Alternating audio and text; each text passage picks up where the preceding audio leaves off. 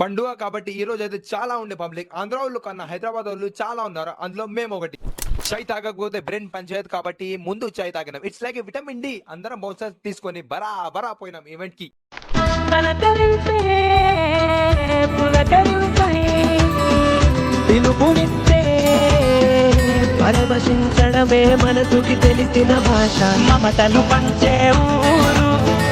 ఈ రోజు second day in Andhra. Second day మాకు బ్రేక్ఫాస్ట్ లో మనకు దొరికింది ఉప్మా విత్ చట్నీ. ఈ కాంబినేషన్ ఎట్లనో అనిపిస్తుంది అనుకున్నా కానీ బాగుంది.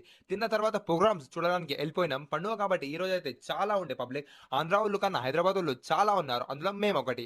ఇక్కడ బెట్టింగ్ ఆలోచించి మైండ్ తో ఆడాలి. లేకపోతే అనుకున్నది ఒక్కటి అయినది ఒక్కటి బోల్తా పెట్టిందిలే బుల్ పిట్ట అవుతది.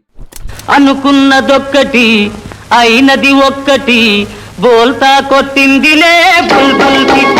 అత్యాసపడి ఆడినామనుకో కథం. ఒకడైతే 100 పెట్టి 10,000 తీసుకొని వెళ్తానే ఉండు. ఇంకోడైతే 10,000 పెట్టి 20,000 పోగొట్టిండు. ఇంకోడైతే హైలైట్ 10,000 పెట్టి ₹1,00,000 గెలిచి పోతూనే ఉండు. ఇది చూసినాక నవ్వాలా ఏడవాలా బాధపడాలా అర్థం అవుతలేదు. ఇవన్నీ చూడలేక ఆకలి అవుతుందని భోజనాలు చేయడానికి పోయినాం.